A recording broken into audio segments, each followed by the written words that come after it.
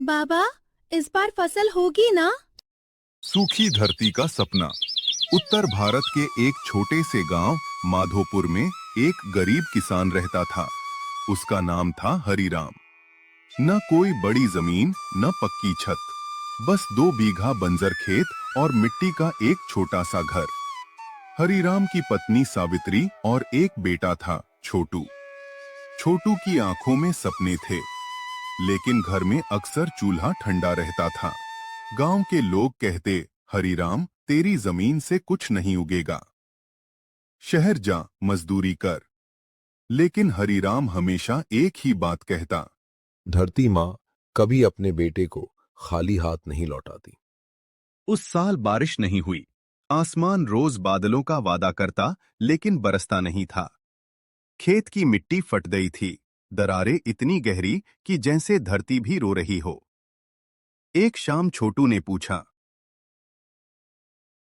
बाबा, इस बार फसल होगी ना? हरिराम ने मुस्कुराने की कोशिश की। हाँ बेटा, मेहनत कभी खाली नहीं जाती।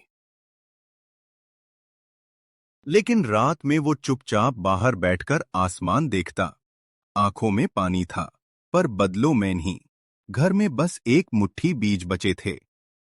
सावित्री ने कहा, इन्हें मत बोइए। अगर बारिश नहीं हुई तो सब खत्म हो जाएगा।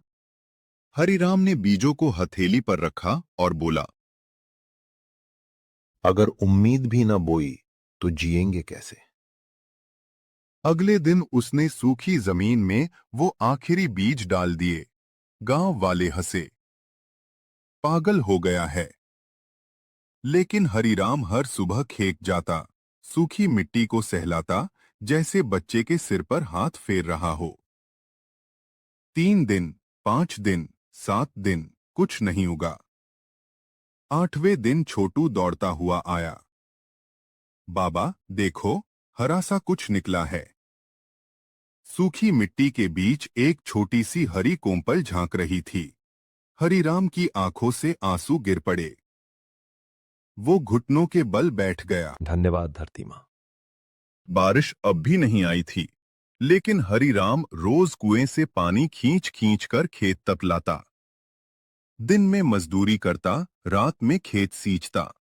हाथ छिल गए, पैर सूज गए, पर हिम्मत नहीं टूटी। धीरे धीरे पूरी जमीन हरी होने लगी। गांव वाले अब चुप थे। एक दिन आखिरकार बादल गरजे और तेज बारिश हुई। सल लहलहा उठी।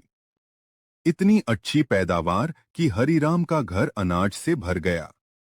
छोटू खुशी से बोला, बाबा, अब हम अमीर हो गए। हरिराम मुस्कुराया। बेटा, अमीर वो होता है जो हार नहीं मानता। फसल बेचकर हरिराम ने नया घर नहीं बनवाया।